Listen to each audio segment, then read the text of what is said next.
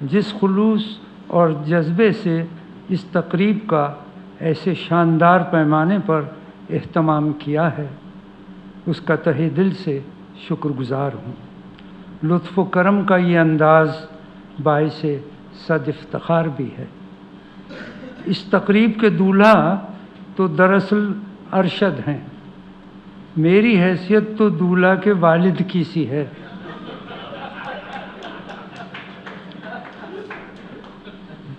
جو صرف دولہا کے گواہ کی حیثیت سے دستخط کرتا اور مہمانان گرامی کا شکریہ ادا کرتا ہے۔ میں نے ڈاکٹر فاطمہ حسن سے پوچھا کہ میرا نام مقررین کے پینل میں کیوں شامل کیا گیا ہے، تو کہنے لگیں کہ تبرک کے طور پر۔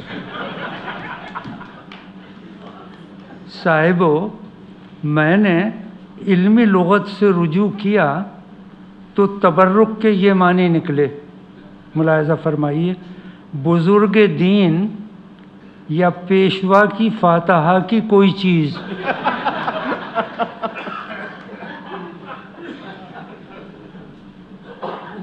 فاطمہ بیگم نے فاتحہ پڑھنے اور میرے درجات بلند کرنے میں ذرا عجلت سے کام لیا۔ بہرحال یہ زندہ مرحوم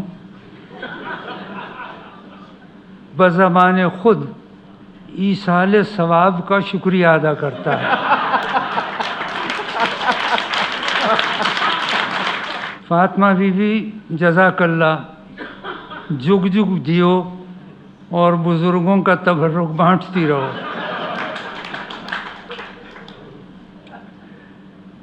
تقریر کرنے میں تأمل کی ایک وجہ تھی جسے فاطمہ بیگم نے حسب معمول محض اس لیے رد کر دیا کہ معقول تھی۔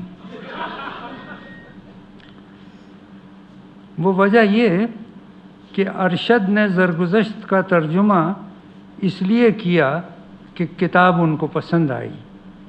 اب اگر میں یہ کہوں کہ مجھے ان کا ترجمہ پسند آیا تو یار لوگ کہیں گے کیا خوب، باپ بیٹے نے تعریف و تحسین باہمی کی 2 رکنی انجمن بنائی ہے۔ ادھر بیگم رانا حمید نے گوشہ یوسفی میں جگر گوشہ یوسفی کو بٹھال دیا۔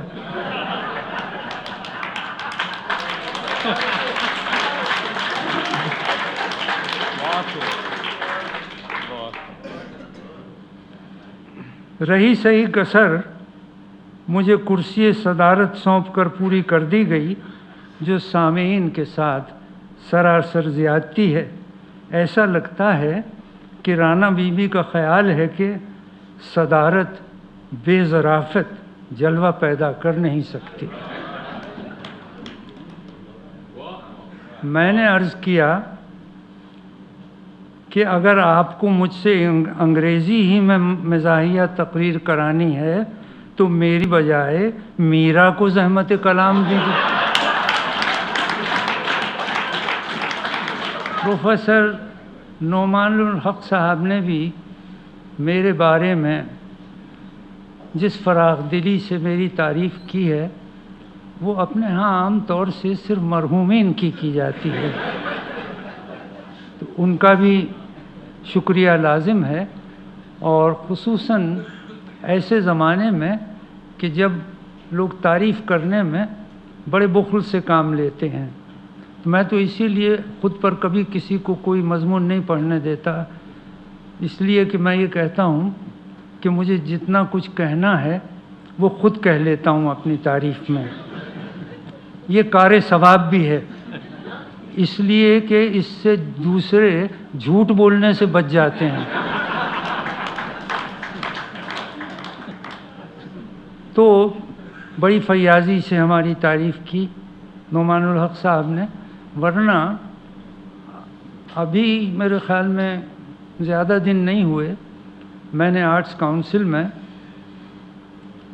ایک مختلف مضمون پڑھے، اقتباسات ان کے جو لوگوں کو پسند بھی آئے، مگر ایک اخبار میں صرف یہ تعریف آئی میری کہ صاحب اس شخص نے 2 گھنٹے تک تقریر کی اس عمر میں، اور پانی کا گلاس سامنے رکھا رہا اور اس کو ہاتھ نہیں لگایا۔ آگے بڑھنے سے پہلے ایک پیشگی معذرت مجھ پر لازم ہے۔ 2 ماہ سے کھانسی کی شکایت ہے اور 3 ہفتوں سے آشوب چشم میں مبتلا ہوں۔ حروف صاف نظر نہیں آتے۔ جن ڈاکٹر صاحب کے زیر علاج ہوں وہ آج یہاں موجود ہیں۔ پچھلے 10 برسوں میں جن معالجوں کے زیر علاج رہا ہوں ان میں وہ پہلے ڈاکٹر ہیں جس نے میرا حال میرے کپڑے اتروائے بغیر سنا۔ ان کی دوا سے فوری افاقہ ہوا۔ افاقہ ان معنی میں کہ 6 گھنٹے کے بعد ہی مجھے نظر آنے لگا کہ ناخن اتنے بڑھ گئے ہیں کہ ان پر نیل پالش لگا لوں تو خواتین رشک کریں۔ ان تکلیفوں کا ذکر اس لیے کرنا پڑا کہ اگر کسی جملے کے بیچوں بیچ میں آنکھیں پونچھنے لگوں یا بری طرح کھانسنے لگوں تو آپ اسے کھانسی کا وقفہ سمجھیں، اٹھ کر کہیں نہ جائیں۔ بقول T V anchors I'll be right back۔ حقیقت یہ ہے کہ وقفہ تو فیملی پلاننگ ہی میں اچھا لگتا ہے۔ ٹی وی کے وقفے کے بعد تو عموماً کچھ نہیں ہوتا، بس دوسرا وقفہ ہوتا ہے۔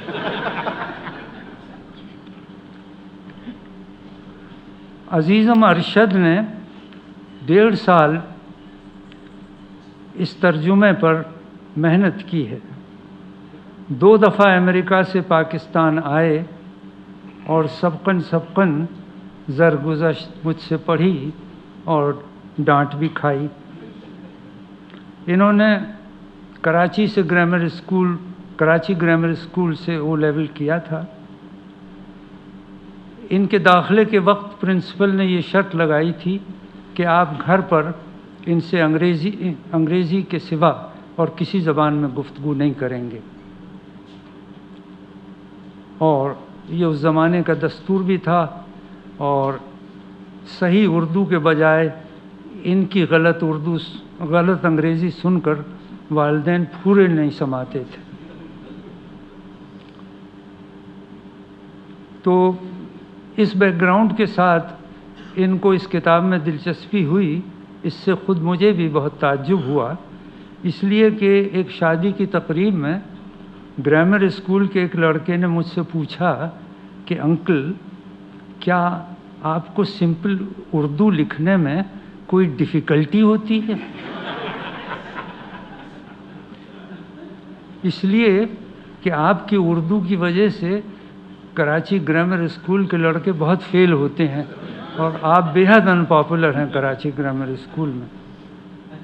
اسی طرح قاسمی صاحب کی 75ویں سالگرہ پر لاہور میں نے ایک مضمون پڑھا، تو اس کے بعد ایک خاتون کیا لڑکی کہیے جس نے غالباً ایم اے کر لیا تھا، یہ کر رہی ہوگی، وہ میرے پاس آئی اور تعریف کرنے لگی۔ جب میں چلنے لگا تو کہنے لگی کہ سر، بات چیت میں تو آپ ٹھیک ٹھاک ہیں مگر کتاب میں بالکل لچے لگتے ہیں۔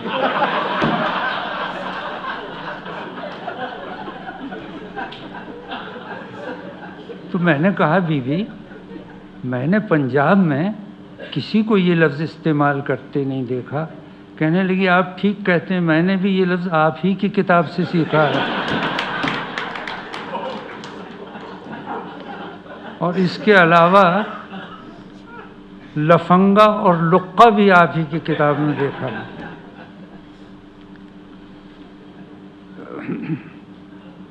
صاحب وہ ایسا کم ہوتا ہے کہ والدین کی کوئی بات، ان کا طرز زندگی یا ان کی کوئی ادا بچوں کو پسند آئے۔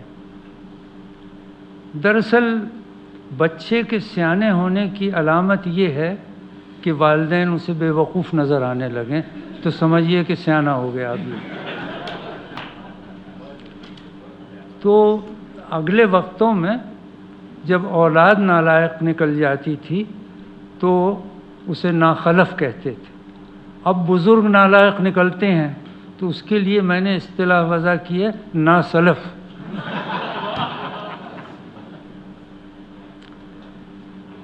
ارشد نے ترجمے کو اصل متن کے قریب سے قریب تر رکھنے کی کوشش کی ہے اور کنٹمپریری انگلش ایڈیم کو ہاتھ سے نہیں جانے دیا. زرگزشت کا لہجہ اور اسلوب مزاحیہ یا شگفتہ ہو یا نہ ہو، میں نے اسے ادبی رکھنے کی پوری کوشش کی ہے، اور یہی کوشش ترجمے کی راہ میں سب سے بڑی رکاوٹ ہے. اردو تلازمات، تلمیحات، استعارات اور تشبیہات کا انگریزی میں ترجمہ ناممکن ہونے کی حد تک دشوار ہے. ایسے مقامات پر ارشد نے مفہوم کو پیش نظر رکھا ہے، جو بڑی سمجھداری کی بات ہے. ٹرانسلیشن میں بے شمار دشواریاں پیش آتی ہیں، ایک دو ہو تو گنائیں. ترجمے کا عمل ایسا ہی ہے جیسے اچھے جمے ہوئے بالائی دار دہی سے دوبارہ دودھ بنانا. میں نے لوگوں کو یہ کہتے سنا ہے کہ فٹس جیرلڈ کا ترجمہ عمر خیام کی فارسی رباعیات سے بہتر ہے. یہ بات اکثر وہ لوگ کہتے ہیں جنہیں فارسی نہیں آتی. اب ایک واقعہ یاد آیا کہ حقی صاحب سے زیادہ اردو کا رسیہ اور معتبر سند تو اور کوئی نہیں ہو سکتی.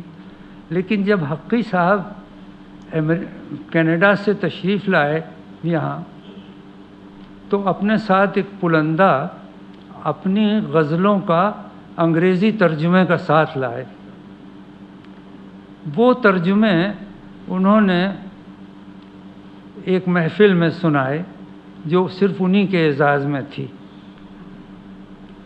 تو صاحب خانہ نے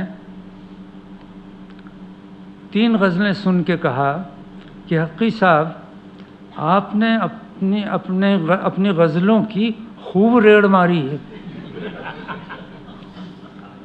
یہ سنتے ہی حقی صاحب نے اپنے ٹرانسلیشن کا بستہ اٹھایا اور گھر کے باہر چلے گئے چھوڑ کے.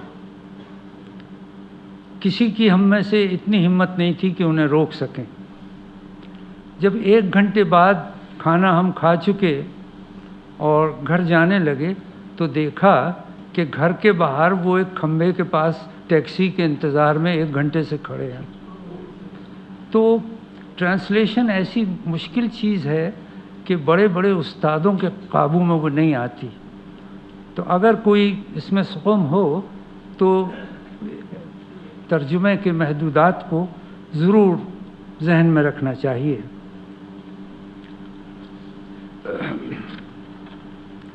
اب ایک آدھ میں مثال دیتا ہوں جس کا ترجمہ کرنا کم از کم مجھے تو نہیں آتا.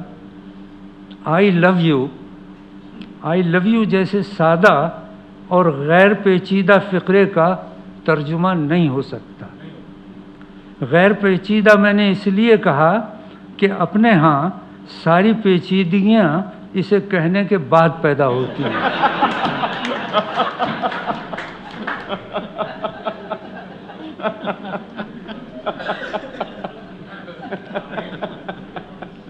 مغرب میں آئی لو یو اپنے بزرگ کو بھی کہہ سکتے ہیں، اپنے بچوں کو بھی کہہ سکتے ہیں. کسی حسینہ کو بھی کہیں تو وہ ہرگز برا نہیں مانے گی، بلکہ مسکراہٹ کے ذریعے ونس مور کا تقاضا کرے گی. اچھا، اب ہم اس کا کیا ترجمہ کریں گے؟ میں تم سے محبت کرتا ہوں. کتنا بھونڈا لگتا ہے، خصوصاً میرے منہ سے. میں تمہیں پیار کرتا ہوں، اس سے نرا لونڈھار پن ٹپکتا ہے. تو اردو میں اس کا ترجمہ نہیں ہو سکتا.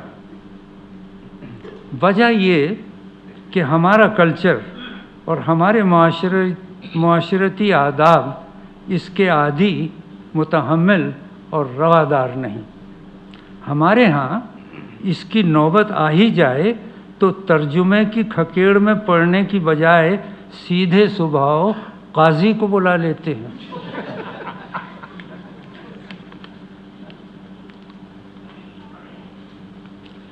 اب اسی طرح ہجر کا ترجمہ ہم کیا کریں گے؟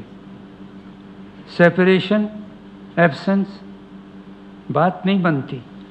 ہمارے شاعروں اور عاشقوں نے تو ہجر و فراق کو بھی گلیمرائز کیا ہے، ہجر کے مزے لوٹے ہیں۔ میں نے امریکن میگزین ٹائم میں خالص گھی کا ترجمہ رینسڈ بٹر پڑھا، جس کے معنی ہے سڑاندہ اور بدبودار مکھن۔ یہ ہمارے اصلی گھی کی تعریف ہے۔ ہجر کا جس کا ترجمہ نہیں ہو سکتا، اس کے بارے میں جگر صاحب کہتے ہیں کہ ہجر سے شاد، وصل سے ناشاد، ہجر سے شاد، وصل سے ناشاد، کیا طبیعت جگر نے پائی ہے۔ تو ہمارے مرزا صاحب وہ والے نہیں، دوسرے ہمارے مرزا صاحب کہتے ہیں کہ اس صورتحال کی وجہ صحت ہے۔ اچھا، دوسرا مصرع لیجئے فیض صاحب کے اس مصرعے کا آپ کیا ترجمہ کریں گے؟ ہر رہ جو ادھر کو جاتی ہے، مقتل سے گزر کر جاتی ہے۔ Every road leads to the slaughterhouse. یا پھر اقبال کا ایک بہت خوبصورت شعر لیجئے جو کسی عالم میں انہوں نے لکھا ہے: تبرک ہے میرا پیراہن چاک، نہیں اہل جنوں کا یہ زمانہ۔ جنوں کا ترجمہ میڈنس اور فرینزی کیا جاتا ہے۔ شیکسپیئر نے بھی مجھے یاد پڑتا ہے، ایک سونٹ میں پوئٹس فرینزی کا حوالہ دیا ہے۔ ہمارے جنوں میں جو از خود رفتگی، ربودگی، سرشاری و سرمستی اور بعض اوقات عاشقانہ عیاری ہوتی ہے، وہ فرینزی میں کہاں سے لائیں گے؟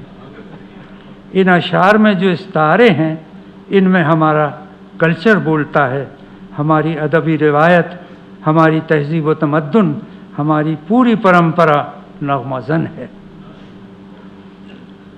اہل جنوں جب لب کشائی کرتے ہیں تو ایک سما باندھ دیتے ہیں۔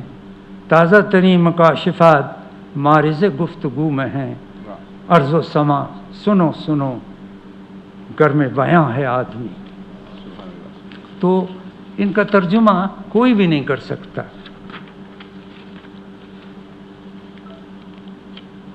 زرگزشت میری سوانح عمری ہے، مگر ایسی سوانح عمری جس میں سوانح سرے سے ہیں ہی نہیں۔ وجہ اس کی یہ کہ یہ ایک تجربہ ہے، ایک ایسے آدمی کا تجربہ کہ جس کی زندگی میں کوئی قابل ذکر واقعہ، کوئی قابل ذکر اچیومنٹ سرے سے ہے ہی نہیں۔ جس وقت کتاب شروع ہوتی ہے زرگزشت، تو میری تنخواہ 400 روپے تھی، اور جب 3 سال بعد ختم ہوتی ہے تو میری تنخواہ 600 روپے تھی۔ ظاہر ہے اس کو کوئی کارنامہ نہیں کہا جا سکتا۔ یہ دراصل میرے باس اینڈرسن کی سرگزشت ہے۔ اینڈرسن ایک الکوہولک شخص تھا، اور میرا خیال ہے کہ اگر وہ نشے میں نہ ہوتا تو مجھے بینک میں نہیں لیتا وہ۔ صبح جب وہ آتا تھا 8:30 بجے آ جاتا تھا، تو 2 چپراسی، ایک ڈرائیور اور ایک چپراسی اسے پکڑ کے لاتے تھے، اس لیے کہ وہ نشے میں دھت ہوتا تھا صبح 8 بجے بھی، اور جیب میں اس کے ایک شیشی ہوتی تھی جس میں اسکاچ وسکی ہوتی تھی۔ لیکن عجیب بات ہے کہ نشے کے عالم میں کبھی اس نے کوئی غلط کام نہیں کیا، دن بھر الٹے سیدھے ڈکٹیشن دیتا تھا مگر دستخط نہیں کرتا تھا۔ تو ایک دن اس نے ہمیں بلایا، میں اس زمانے میں پیر الہی بخش کالونی میں رہتا تھا اور پریشان حال تھا۔ اس نے مجھے بلایا اور کہنے لگا کہ میں تمہارے کام سے بہت خوش ہوں، and I am sending you to guarantee trust company New York for a period of 6 months۔ میں بہت خوش ہوا اور گھر آ کے میں نے یہ خوشخبری سنائی اور یہ بھی اظہار کیا کہ یہ 6 مہینے جو میں نیو یارک میں گزاروں گا تو مجھ پر بڑے گراں گزریں گے، حالانکہ ایسی بات تھی نہیں۔ تو دوسرے دن میں نے انتظار کیا کہ وہ خط مجھے دیا جائے۔ 3 بج گئے اور وہ خط مجھے نہیں ملا۔ تو میں اس کے پی اے رحمت کے پاس گیا، اسٹینو کے پاس، اور میں نے کہا بھائی وہ میرے خط کا کیا ہوا گارنٹی ٹرسٹ کمپنی میں نے تو سب دوستوں کو مطلع کیا کہ میں جا رہا ہوں، میرے بال بچوں کا خیال رکھنا۔ تو اس نے کہا میں نے تو اسی وقت ٹائپ کر کے رکھ دیا تھا، اس کی میز پر رکھا ہے، دستخط اس نے نہیں کیے ابھی۔ تو میں گیا پھر اس کے پاس 4 بجے، تو میں نے کہا sir you have not signed that letter. کہنے لگا وچ لیٹر؟ میں نے کہا the letter relating to my secondment to guarantee trust company. کہنے لگا آر یو ڈرنک؟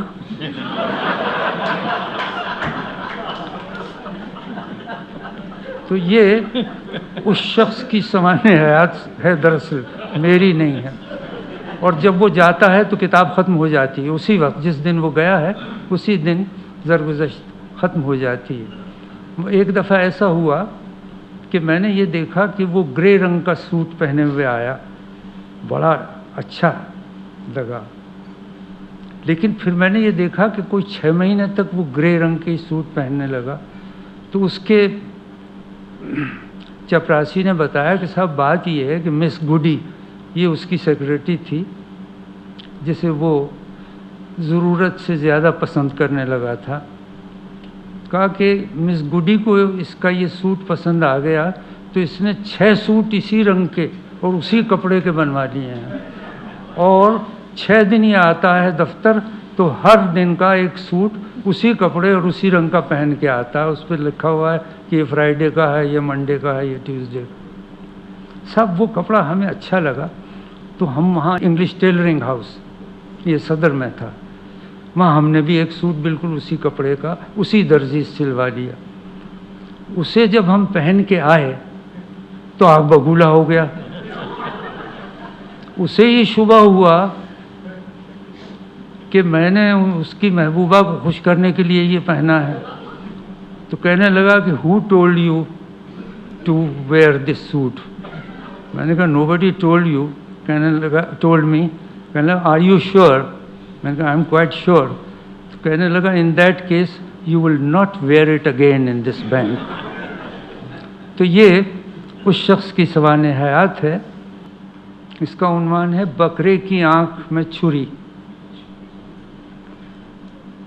یہ ایک ایڈولیسنٹ لڑکے کا احوال ہے۔ ایڈولیسنٹ اردو میں آپ کہیں عنفوان شباب، مگر اس میں شاعری کا رنگ آ جاتا ہے۔ ہمیں بچپن میں بتایا گیا تھا کہ ذبح ہونے سے 24 گھنٹے پیشتر بکرے کی آنکھ میں چھری نظر آنے لگتی ہے۔ صرف ان لڑکوں کو نظر نہیں آتی جو جھوٹ بولتے ہیں، لڑکیوں کو چھیڑتے ہیں اور بیت الخلاء میں چھپ کر سگریٹ پینے کے بعد الائچی کھاتے ہیں۔ یہ ہماری عادتوں کی طرف اشارہ تھا۔ تو یہ ایک 12 سال لڑکے کی پابیتی سمجھیے۔ اس زمانے میں بچے بہت امیجنیٹو ہوتے تھے اور اپنی فینٹیسی کو حقیقت سمجھنے لگتے تھے۔ اب بھی یہی حال ہے، کوئی بہتر نہیں ہے۔ اس امر کی حلفیہ تصدیق تو ہم بھی کریں گے کہ قربانی کے بکرے کی آنکھ میں چھری نظر آتی ہے، ہمیں نظر آئی۔ بچپن میں ہمیں چچی نے بتایا تھا کہ ذبح ہونے سے ایک دن پہلے سے بکرے کے سر پر قضا کھیلنے لگتی ہے۔ معصوم بچے اگر بکرے کی آنکھ میں جھانک کر دیکھیں تو چھری نظر آنے لگے گی۔ چنانچہ ہم نے دیکھا تو سچ مچ ہمیں بھی نظر آئی، اور ہم نے اپنے چھوٹے بھائی بہنوں کو بھی دکھائی۔ سب نے اقرار کیا کہ صاف نظر آ رہی ہے۔ اللہ ہمیں معاف کرے، ہم نے تو یہ تک کہہ دیا کہ ہمیں تو عبداللہ قصائی بھی صاف نظر آ رہا ہے۔ میں اپنی جلادی آنکھوں کے لال لال ڈوروں کے۔ لیکن جب ہم اپنے پھوپھی زاد بھائی حمید کو، جو ہم سے 3 سال بڑا تھا، چھری دکھانے بکرے کے پاس لے گئے تو وہ کہنے لگا کہ مجھے تو بکرے کی آنکھ میں فقط آنکھ ہی نظر آ رہی ہے۔ ہم نے چچی سے پوچھا کہ حمید کو کم کیوں دکھائی دیتا ہے؟ وہ کہنے لگیں وہ آبدست جو نہیں لیتا، ماں کا کہنا نہیں مانتا، غلیل سے چڑیاں مارتا پھرتا ہے، اور یہ بھی ہے کہ جن لڑکوں کی آواز کنٹھ پھوٹنے سے اچانک بھاری ہو جاتی ہے ان کو پھر کبھی چھری دکھلائی نہیں دیتی، ورنہ حقیقت یہ ہے کہ جو بکرا ذبح ہونے والا ہوتا ہے اس کی آنکھوں میں ایک دن پیشتر سے چھری لہرانے لگتی ہے۔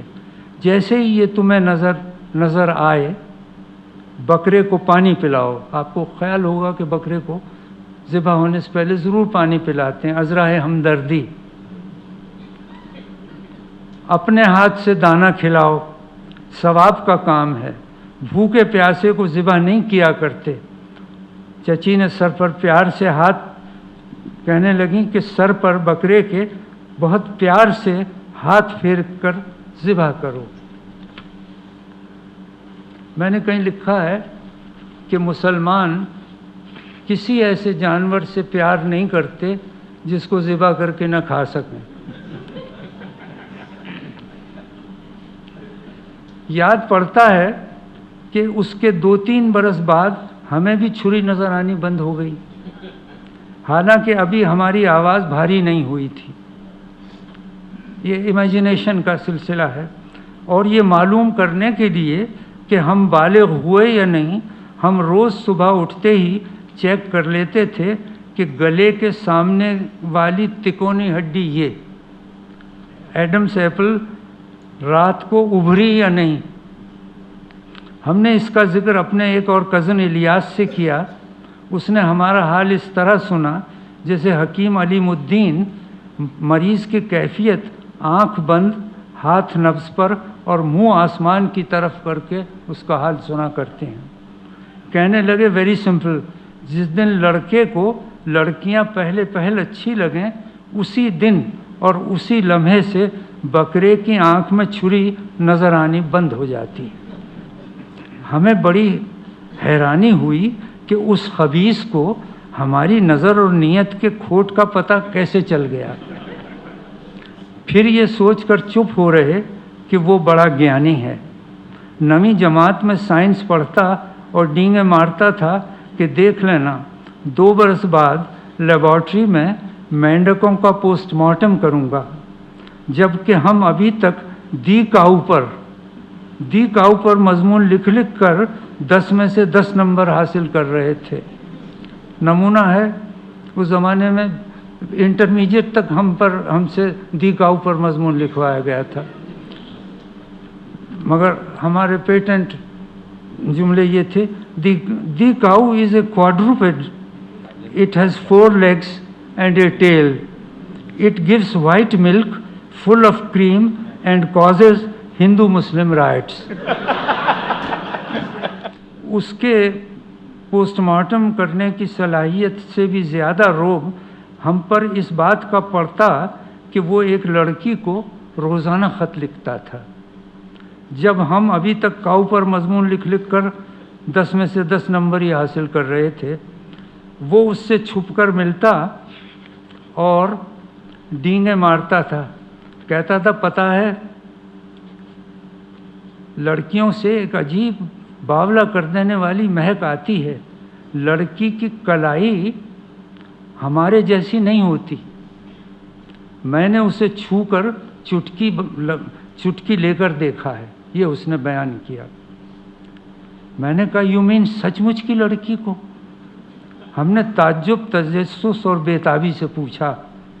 कहने लगा और क्या मलका विक्टोरिया के स्टैचू के चुटकी लूँगा?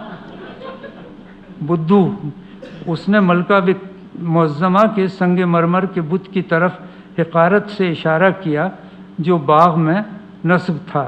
फिर कहने लगा लड़की की कलाई की जिल्द आंधी में फंसी पतंग की तनी हुई जोर मारती डोर की तरह टाइट होती है। ये उन्होंने कलाई की तारीफ बताई। वो बदमाश इस लड़की से फिल्मी डायलॉग बोलता था, हालांकि हम उससे बदरजा बेहतर तलफ़्फ़ुज़ और डिलीवरी के साथ वही डायलॉग बोल सकते थे। साहिबो, पर कोई सुनने वाला मिले जब ना। हमारी किस्मत में तो मौलवी मोहम्मद इस्माइल मेरठी की बिल्ली लिखी थी, जिससे दिल पेशौरी करते रहते थे। ये नज़्म हमें पढ़नी पड़ती थी, कोर्स में थी। मैं छोटी सी बिल्ली को करता हूँ प्यार, साफ़ है सुथरी है बड़ी है खिलार, गोद में लेता हूँ तो क्या गर्म है, गाले की मानिंद रुआं नरम है, दुम को हिला मेरे पड़ेगी वो पाँव, बोलेगी फिर प्यार से यूं म्याऊं म्याऊं। उन दिनों ऐसा महसूस होता था कि लड़कियां तो हमसे लाखों लाइट ईयर्स की दूरी पर बसती हैं।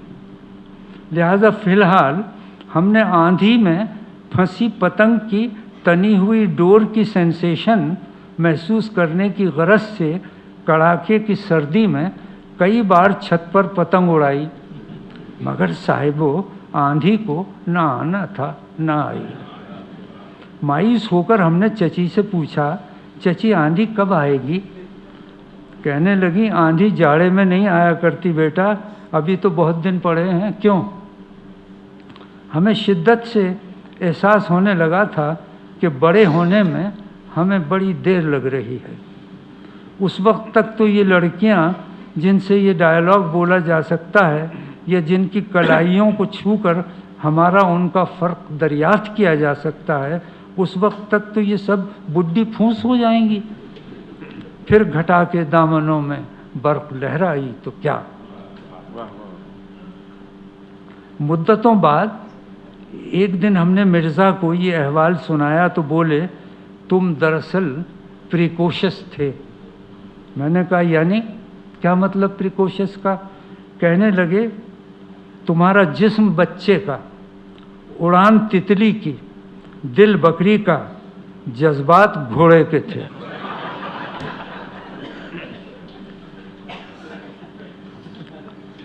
करना खुदा का क्या हुआ कि अगली बकरीद पर हमने बकरे की आंखों में आंखें डालकर देखा तो खुदा की कुदरत नज़र आई।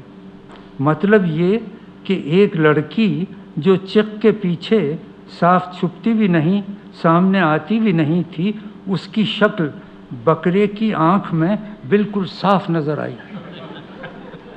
हम दौड़े दौड़े चची को ये खुशखबरी सुनाने गए तो वो बड़ी रुखाई और दुरुस्ती से बोली, मियाँ आज से तुम पर रोज़े फ़र्ज हो गए। इन बातों पर कमोबेश 60 बरस गुज़र गए। ये वक्फ़ा मैंने इसलिए दिया है ताकि आप मेरी उम्र का हिसाब लगा सकें मेंटल अरिथमेटिक से। इस असना में हमने कई बार यूं ही बकरे की आँखों को देखा। कोई छुरी वुरी नज़र नहीं आई, बल्कि बग़ैर ऐनक के हमें तो अब उसकी आँख भी नज़र नहीं आती। फिर ये हुआ कि लंदन में एक रूटीन मेडिकल चेकअप के दौरान डॉक्टर ने हमें मुत्तला किया कि तुम्हारे दिल की मेन आर्टरी 95% बंद हो चुकी है, तुम्हें किसी लम्हे भी मासिव हार्ट अटैक हो सकता है, 24 घंटों के अंदर अंदर बाईपास सर्जरी करा लो।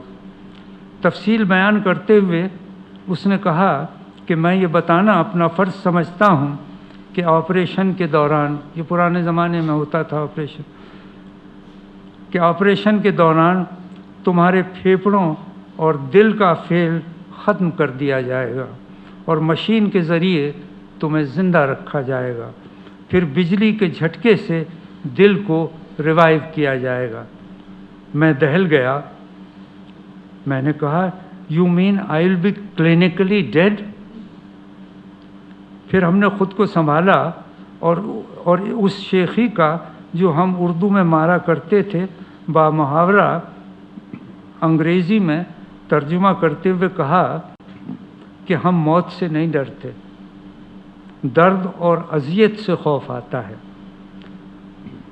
انگریز ڈاکٹر نے ہمارے کندھے پر شفقت سے ہاتھ رکھ کر لالچ دیا کہ آپریشن کے دوران جو موت واقع ہوتی ہے وہ بالکل پین لیس ہوتی ہے. مرنے والے کو پتہ تک نہیں چلتا کہ وہ مر گیا ہے. اس نے پین لیس موت کا ایسا دلکش نقشہ کھینچا کہ زندگی وبال معلوم ہونے لگی. 2 دن بعد آپریشن کے لیے روانہ ہونے